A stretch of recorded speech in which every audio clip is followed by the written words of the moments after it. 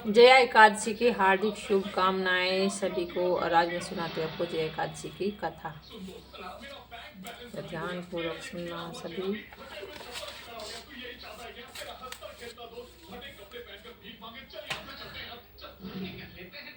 जया एकादशी माघ शुक्ल पक्ष की एकादशी है। जया एकादशी 2026 जनवरी की पहले दूसरी एकादशी है ना, दूसरी एकादशी है। धर्मराज युधिष्ठिर बोले, हे भगवान, आपने माघ कृष्ण पक्ष की षटतिला एकादशी का अत्यंत सुंदर वर्णन किया है। आप स्वेद, अंडज, उद्भिज और जरायुज चारों प्रकार के जीवों के उत्पन्न, पालन और नाश करने वाले हैं। अब आप कृपा करके माघ शुक्ल एकादशी का वर्णन कीजिए।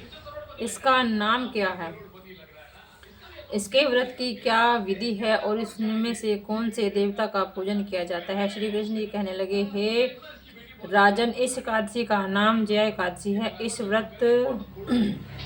इसका व्रत करने से मनुष्य ब्रह्म आदि इत्यादि पापों से छूटकर मोक्ष को प्राप्त होता है तथा इसके प्रभाव से भूत पिशाच आदि योनियों से मुक्त हो जाता है। इस व्रत को विधि पूर्वक करना चाहिए। अब मैं तुमसे पद्म पुराण में वर्णित इसकी महिमा की एक कथा कहता हूँ।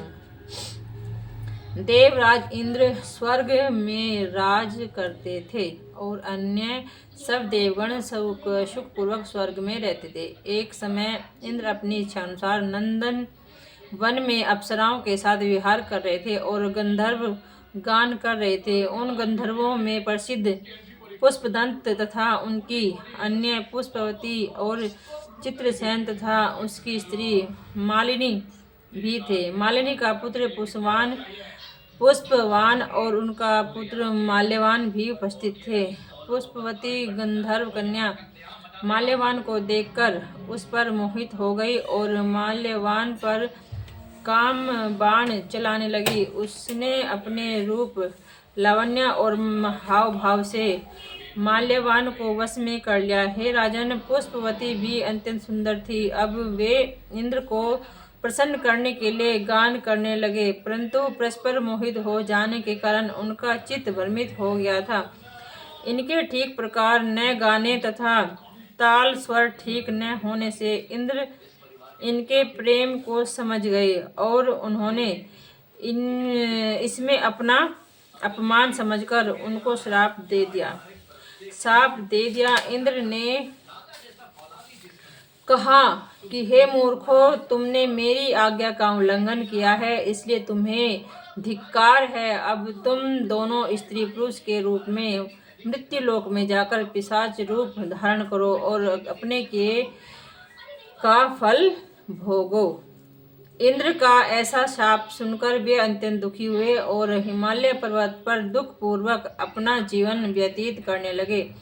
उन्हें गंध, रस तथा स्पर्श आदि का कुछ भी ज्ञान नहीं था। वहाँ उनको महान दुख मिल रहे थे। उन्हें एक क्षण के लिए भी निद्रा नहीं आती थी। हिमालय पर्वत पर अत्यंत शीत था, इससे उनके रोमांच खड़े रहते और दांत हमारे शीत के बजते रहते। एक दिन पिशाच ने अपनी स्त्री से कहा कि पिछले जन्म में हमने ऐसे कौन से पाप किए थे जिससे हमको यह दुखदायी पिशाच योनि प्राप्त हुई है। इस पिशाच योनि से तो नरक के दुख सहना भी उत्तम है, अतः हमें अब किसी प्रकार का पाप नहीं करना चाहिए। इस प्रकार विचार करते हुए वह अपने दिन व्यतीत कर रहे थे।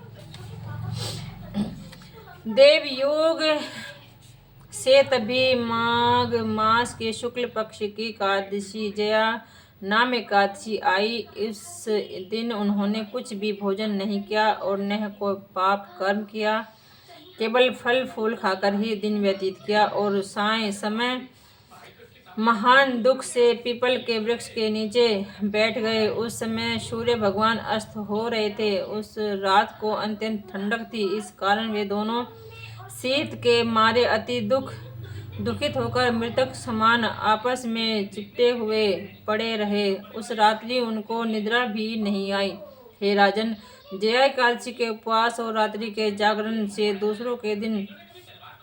दूसरे दिन प्रभात होते ही उनकी पिशाच योनि छूट गई। अत्यंत सुंदर गंधर्व और अप्सरा की देह धारण कर सुंदर वस्त्र भूषणों से अलंकृत हो उन्होंने स्वर्गलोक को प्रस्थान किया।